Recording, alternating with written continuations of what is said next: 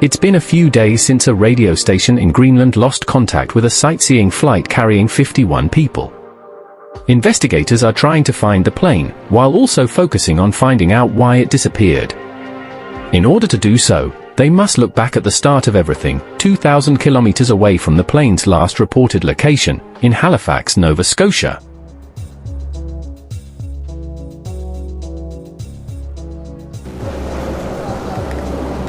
It's early morning at Stanfield Airport in Halifax. A Douglas DC-3 owned by charter company British Canada Transport is taxiing to runway 23. The aircraft was chartered for a sightseeing flight. The aircraft is in command of Captain Walter McAllister, a 55-year-old pilot with over 9,000 hours of experience on the DC-3. He is accompanied by 44-year-old First Officer Austin Richards Lambert, who has 4,000 flying hours. They are about to take their passengers on a once-in-a-lifetime opportunity to see the Greenlandic landscape up close, a luxury few could afford at the time. Alpha Sierra Golf 90, Roger. Clear for takeoff on runway 23. Let's get going, shall we? Alright, set takeoff thrust.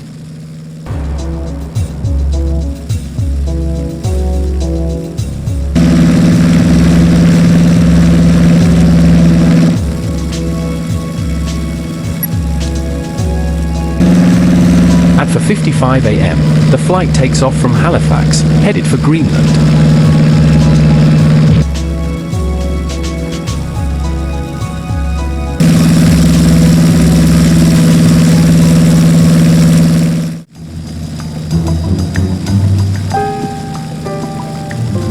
After a quick stop for fuel along the way, the flight is finally in Greenlandic airspace. The aircraft flies normally at 14,000 feet, but the crew is already preparing their descent down to 8,000 feet to get closer to the glacier for the passengers to see. The flight plan takes them along the Greenlandic island of Timiamiut, flying 8,000 to 9,000 feet above the glacier, in a designated safe zone where the crew runs no risk of hitting any of the peaks in their way. But as the descent begins, the weather below seems to be getting worse from the pilot's perspective. Those clouds don't look friendly at all, don't you think? I don't know, sir. I think we should abort the descent and wait until the weather improves. Come on, it isn't even that bad. What do you mean it isn't that bad? You seriously think we can handle that kind of weather in this rusty old thing? It's fine. We'll keep descending until we reach 9,000, give the passengers what they want, fly out, and return. Okay then, if you say so. Alright. Captain McAllister decides to proceed with the descent, but First Officer Lambert remains unsure if the captain made the right call.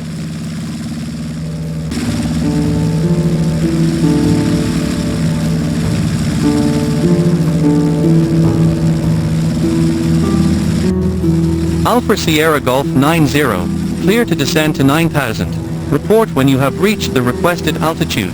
Alpha Sierra Golf 90, Roger. We'll be calling you back when we are able to. Wow, I can't see anything out there. I'm not so sure about this now. We'll be fine. The people on the ground said we could continue descent. Visual with terrain. Nothing yet. The DC-3 is being monitored by a military base nearby, which lacks radar, meaning that the crew has to constantly update the controller on their position. The plane is being buffeted by strong winds.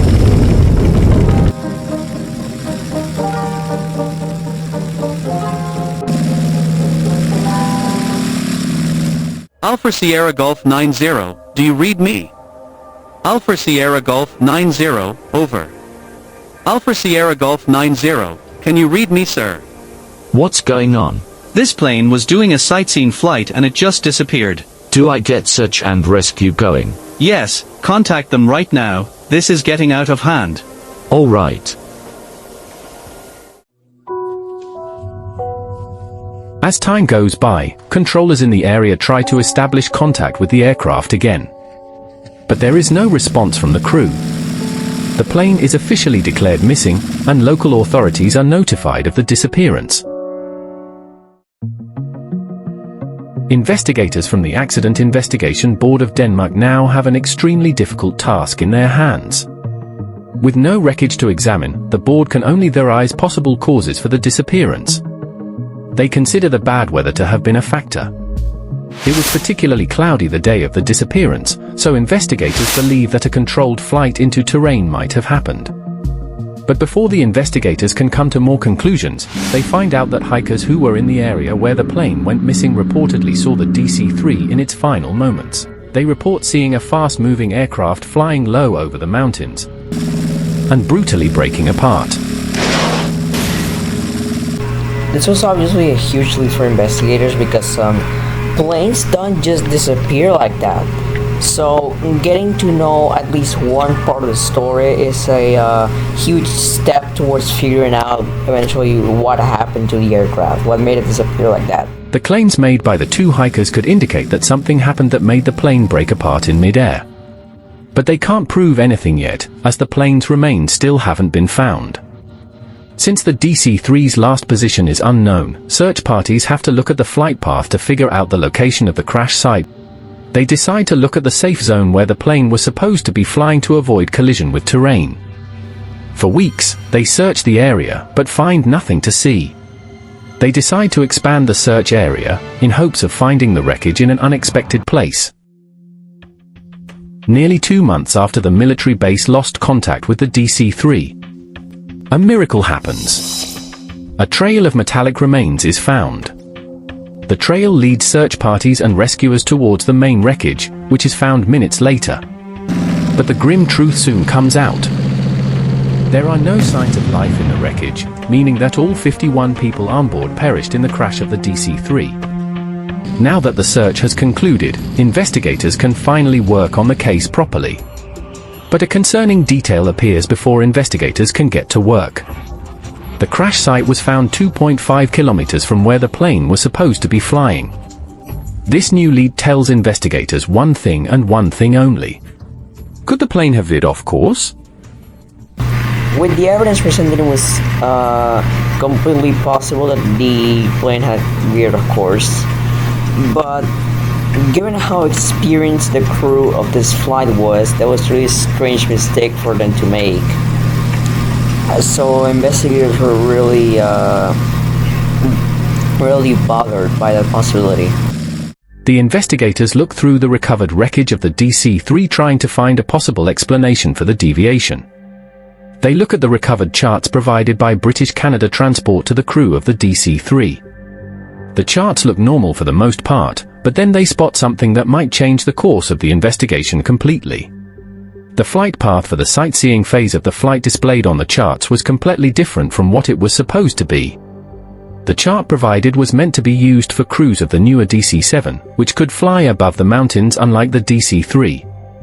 Coincidentally, the investigators also find out that there was a British Canada Transport DC-7 flying near the DC-3. They asked to interview the DC-7's crew to confirm if this mistake on the charts could have really caused the crash. I remember getting a visual with the DC-3. Since I assumed he was going to fly in another direction, I didn't think much of his presence, until I saw that he was following us in the corner of my eye, and I was thinking, what the hell is he doing? We had to abort our descent as we couldn't see a thing, so we went back up and we could see the DC-3 descending, but he was pretty much copying our every move except aborting the descent. Since I knew that DC-3s couldn't fly where we flew, I was pretty put off by what I was looking at.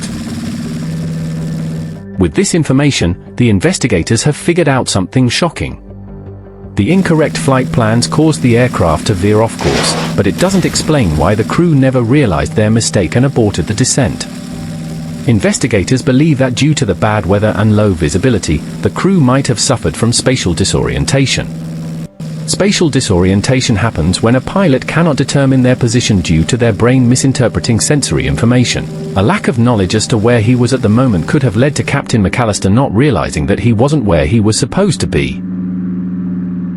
With a clear idea of why the crew didn't realize their fatal mistake, investigators can now move on to the next question that needs to be answered. Why did British Canada Transport provide the crew with the wrong charts? The investigators interview several BCT pilots to see if this kind of incident has happened before. That is when they find out that what happened on the DC-3 wasn't just a one-time incident. 3 months before the crash, another DC-3 doing a sightseeing tour in Iceland in similar weather conditions as the crashed plane had veered off course and came within seconds of crashing into a frozen river. The investigation into that incident revealed that the crew had been provided with the wrong charts, just like the crew of the crashed DC-3. Several other pilots reported being provided with incorrect charts for their tours. Some of them even knew that a fatal accident was bound to happen if the problem persisted. This gives the investigators enough proof to believe that the crash was also caused by negligence from British Canada Transport.